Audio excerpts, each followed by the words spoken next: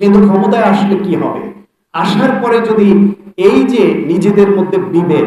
এই যে কে বেশি পেলাম, কে বেশি খাবো, সেই প্রতিযোগিতায় নামি, আমরা যদি অন্যকে অপদস্থ করি,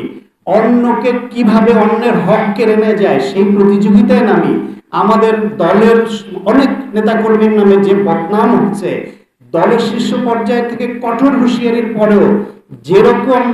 বদনাম আমরা আমাদের মাথায় নিচ্ছি,